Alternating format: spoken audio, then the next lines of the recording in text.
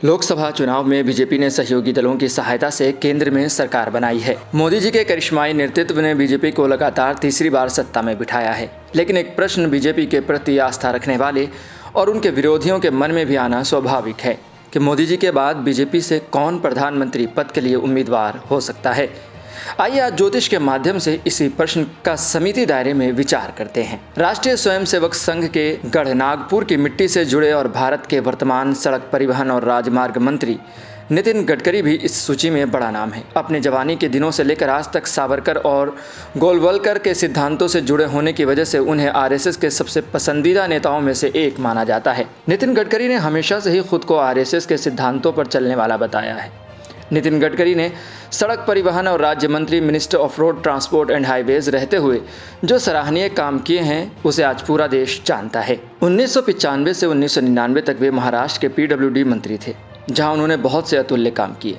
1999 में आई अटल बिहारी वाजपेयी सरकार में उन्हें सड़क परिवहन मंत्रालय सौंपा गया था, जिसके बाद उन्होंने देश में सड़कों का नेटवर्क न ही सिर्फ बढ़ाया बल्कि प्रधानमंत्री ग्राम सड़क योजना के निर्माता भी बने।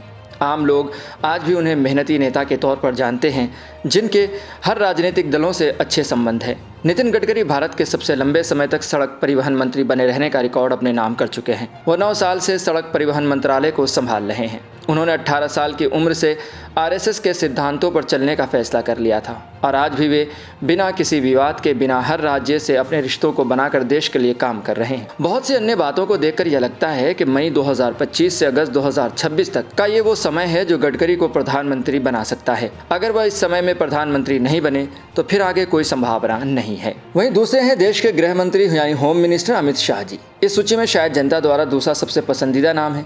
वह इसलिए क्योंकि अमित शाह गुजरात में भी नरेंद्र मोदी के उत्तराधिकारी माने जाते थे। अमित शाह ने 2002 से लेकर 2012 तक नरेंद्र मोदी वाली गुजरात सरकार में भी कई मंत्री पद संभाले थे।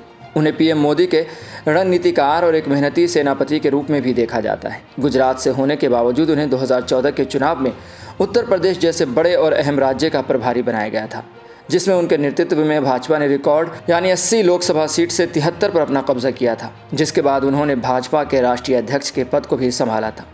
वे 2019 के लोकसभा चुनाव में रिकॉर्ड 5.5 लाख वोटों से गुजरात के गांधीनगर सीट से विजय हुए थे।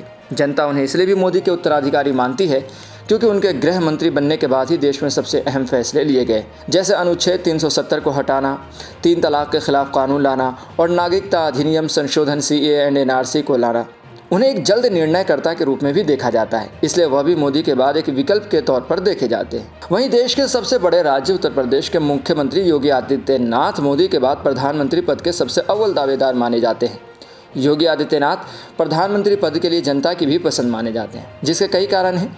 सबसे पहला कारण है उत्तर प्रदेश के मुख्यमंत्री के तौर पर उनके कार्य। उन्होंने उत्तर प्रदेश में माफिया राज को समाप्त करने में कोई कसर नहीं छोड़ी। वह हर 6-8 महीनों में उत्तर प्रदेश में दहशत फैला रहे माफियाओं की लिस्ट को बनाते हैं और पुलिस को फ्री हैंड देकर उनका सफाया भी कराते हैं। योगी के मुख्यमंत्री बनने से पहले उत्तर प्रदेश महिलाओं के साथ बलात्कार के मामलों में पहले पायदान में हुआ करता था, लेकिन अब बलात्कार जैसी जघन्य घटनाओं में कमी देखी जा रही है। उत्तर प्रदेश के कानून व्यवस्था को अब देश की सबसे बेहतर कानून व्यवस्था में गिना जाता है, जो एक समय में माफिया राज और गुंडा राज का गढ़ माना जाता था। दूसरा कारण जिसकी वजह से जनता योगी आदित्यनाथ को अगला प्रधानमंत्री देख रही है वो है हिंदुत्व का सबसे बड़ा चेहरा। योगी आदित्यनाथ नितिन गडकरी के बाद राष्ट्रीय स्वयंसेवक संघ के सबसे चहीते नेता माने जाते हैं, जिसकी वजह से हिंदू समुदाय का कट्टरपंथी धड़ा उन्हें प्रधानमंत्री के रूप में देखना चाहता है। भाजपा में ऐसे और 2 नाम हैं जिन्हें अभी तो शायद प्रधानमंत्री पद के लिए देखा नहीं जा रहा है। चाय के चौपालों और आम बातचीत में इन दोनों ही नेताओं का नाम उभरता हुआ नजर आ रहा है और यह भी कहा जाता है कि अगर इन नेताओं को समय दिया जाता है तो ये जनता की पहली पसंद भी बन सकते हैं। इन 2 नेताओं के नाम हैं, पहला भारत के वर्तमान विदेश मंत्री S जयशंकर और दूसरे हैं असम के मुख्यमंत्री हेमंत बिस्वा शर्मा। ऐसे ही खबरों के लिए देखते रहें सहारा समय का समय डिजिटल।